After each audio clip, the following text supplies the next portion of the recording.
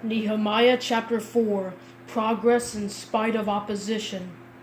When Sanballat heard that we were rebuilding the wall, he became furious. He mocked the Jews before his colleagues and the powerful men of Samaria and said, "What are these pathetic Jews doing? Can they restore it by themselves? Will they offer sacrifices? Will they ever finish it? Can they bring these burnt stones back to life from the mounds of rubble?" Then Tobiah the Ammonite, who was beside him, said, "Indeed, even if a fox climbed up what they are building, he would break down their stone wall. Listen, our God, for we are despised. Make their insults return on their own heads, and let them be taken as plunder to a land of captivity. Do not cover their guilt or let their sin be erased from your sight, because they have provoked the builders."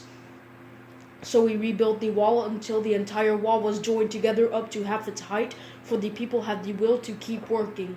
When Sanballat, Tobiah, and the Arabs, Ammonites, and Ashdodites heard that the repair to the walls of Jerusalem was progressing and that the gaps were being closed, they became furious. They all plotted together to come and fight against Jerusalem and throw it into confusion. So we prayed to our God and stationed a guard because of them and day and night. In Judah it was said, "The strength of the laborer fails, since there is so much rubble. We will never be able to rebuild the wall." And our enemies said, "They will not know or see anything until we are among them and can kill them and stop the work."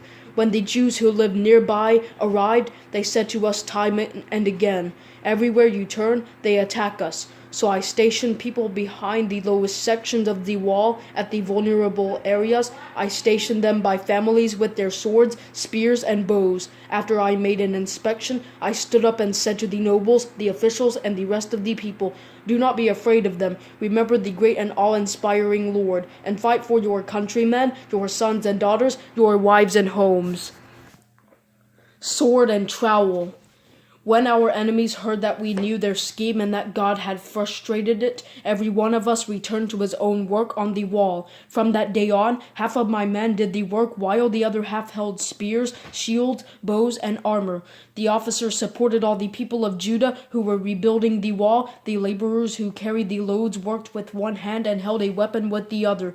Each of the builders had his sword strapped around his waist while he was building, and the trumpeter was beside me.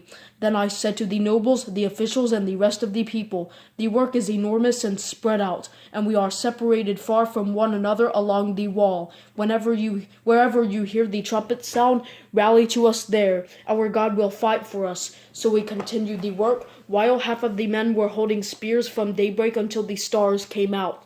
At that time, I also said to the people, "Let everyone and his servants spend the night inside Jerusalem, so that they can stand guard by night and work by day."